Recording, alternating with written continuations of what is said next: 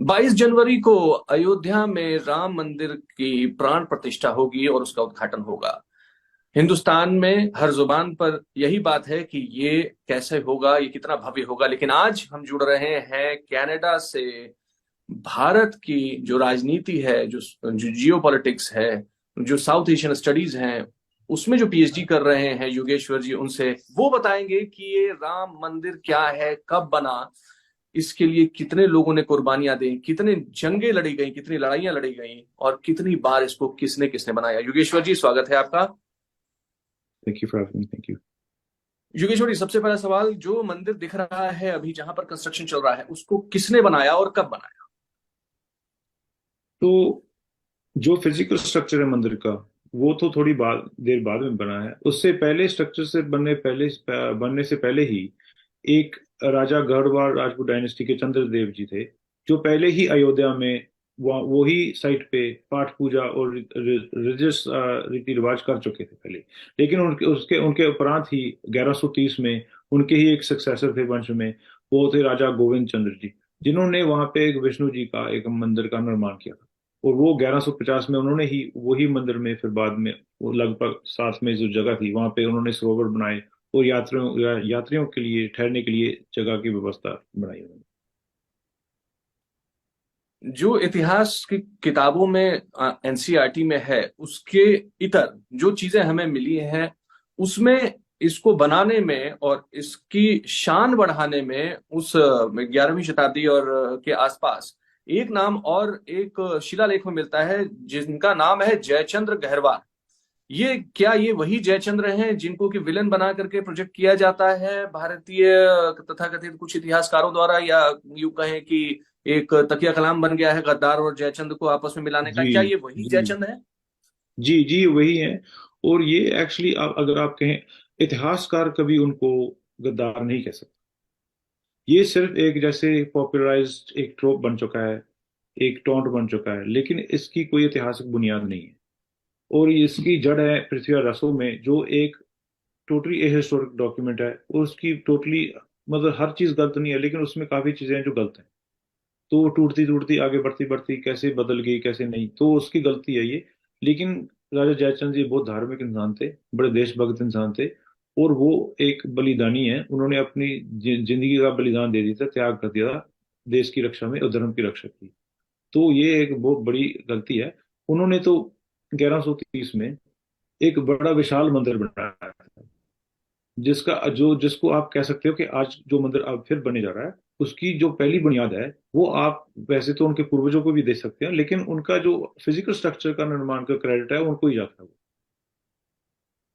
अच्छा, जयचंद्र गहरवार को जाता है फिजिकल। क्या करवाया था योगेश्वर, आप बता सकते हैं एग्जैक्टली exactly, जयचंद्र ने क्या शिलालेख में लिखा है ऐसा, उन्होंने क्या किया था मंदिर में?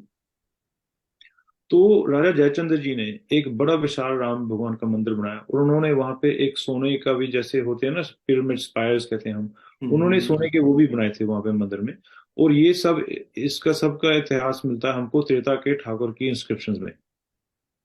अच्छा, ये शिलालेख है, इंस्क्रिप्शंस में लिखा हुआ है ये कि बिल्कुल जयचंद्र ने ये कराया है। बिल्कुल, इसलिए कोई इतिहासकार इनके खिलाफ ऐसे बोल ही नहीं सकता जिसने इस इतिहास को पढ़ा है।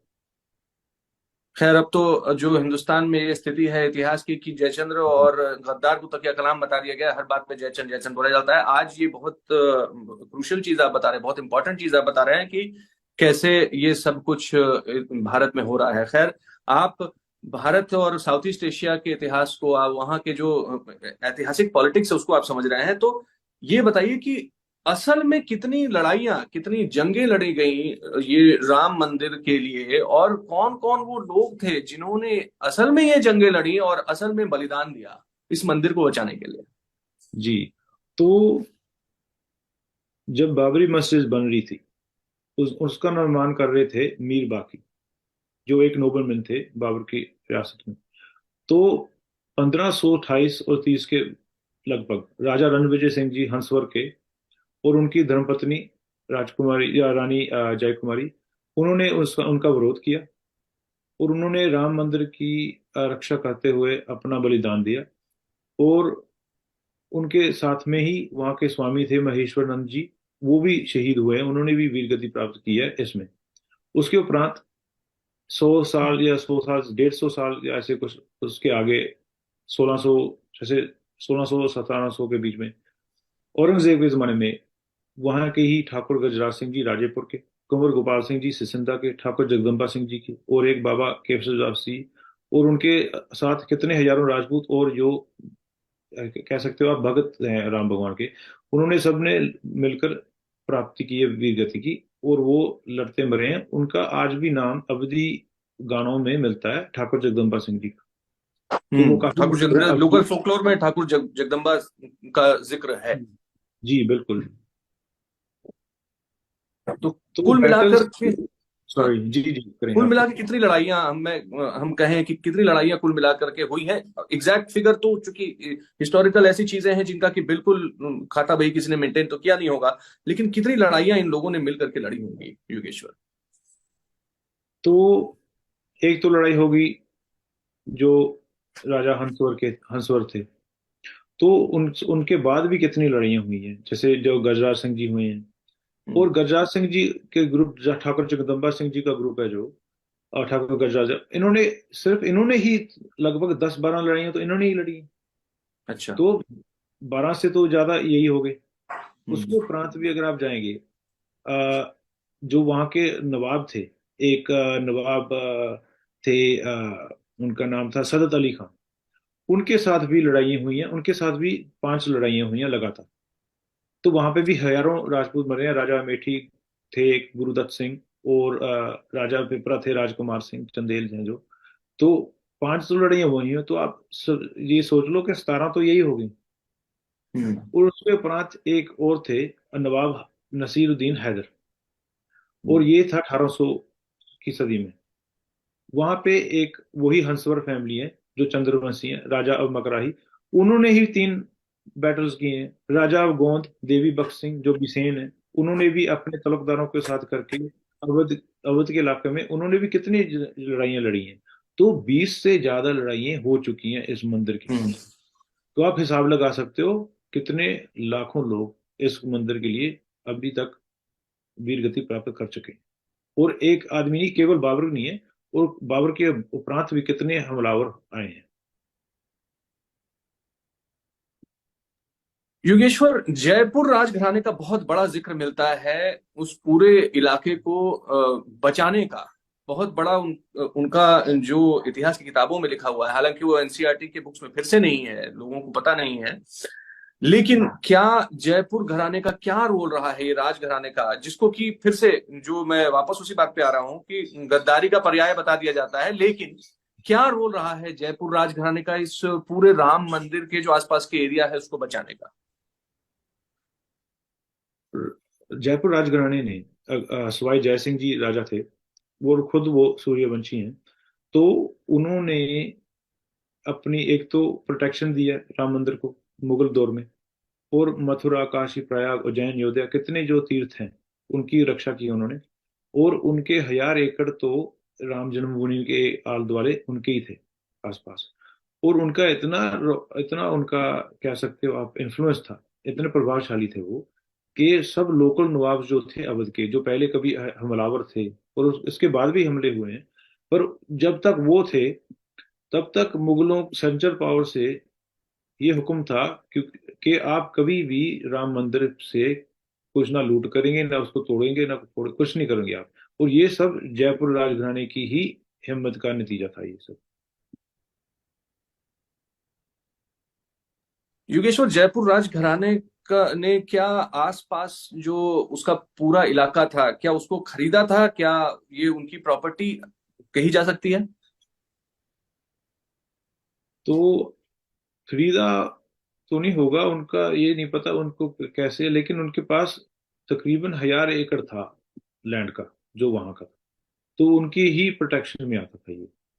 और जो लोकल तालुकदार थे अवध के, उनके जैसे अमेठी वाले राजा हो गए कभी, या जो मैंने बताया राजा पिपरा हो गए, राजकुमार सिंह चंदेल हो गए, तो उनके साथ ही कितने और जो लोकल होते हैं राजा वो थे। तो उनका इन्फ्लुएंस, वो क्यों सेंट्रल पावर में थे, लेकिन लोकल का भी उनका इतना ही रोल पड़ता है राजपाल की तरह, कि उनकी प्रोटेक्शन उनकी जिम्मेदारी बनती है। आखिरी बार योगेश्वर, आखिरी बार कब ये जो प्रोटेक्शन मिली हुई थी राम मंदिर को, ये हटी, और आखिरी बार का वो पूरा इलाका फिर से ऐसे लोगों के हाथों में चला गया जो उसको मंदिर नहीं मानते थे। जी। तो ये आप कह सकते हो, क्योंकि जो राजा मकराही थे, हंसवर्ग खानदान के चंद्रवंशी राजपूत थे, उन्होंने नवाब नजीरुद्दीन हैदर से लड़ाई की थी 1800 में। उसके बाद में भी राजा गोंद देवी बख्श सिंह बिसेन ने लड़ाई की थी 1857 के लगभग, और नवाब वाजिद अली शाह के खिलाफ। तो ये तो 1800 तक तो चल रहा है ये।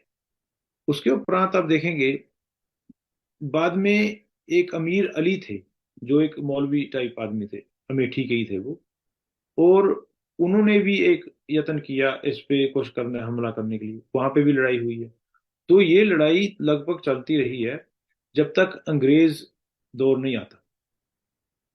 1857 के बाद आप देखते हैं अंग्रेजों का जो हुकूमत है वो ज्यादा शक्तिशाली हो जाती है, अवध में ज्यादा सप्रेशन करते हैं लोकल तालुकदार जो बगावत कर चुके थे। तो उसके उपरांत आप देखते हैं एक जैसे एक मोनोपलाइजेशन ऑफ सेंट्रल पावर हो जाती है ब्रिटिश दिल्ली से। तो उसके उपरांत ये जो इंडिपेंडेंट एक्शंस थे लोकल क्लेरिक्स के या कोई इन्वेडिंग फोर्स के, वो फिर थम जाते हैं अब। धन्यवाद योगेश्वर, इतनी सारी ऐतिहासिक जो घटनाएं हैं उनसे हमें रूबरू कराने के लिए। धन्यवाद इस बात का भी कि जिनका नाम गद्दारी से जोड़ा जाता है उनका क्या रोल है राम मंदिर में राजा जयचंद का, ये बताने के लिए, और जयपुर राजघराने का भी जो इसमें रोल रहा है, जो उनका एक्चुअली प्रोटेक्शन रहा है उस इलाके में, उसको बताने के लिए। अभिषेकानंद, आज तक।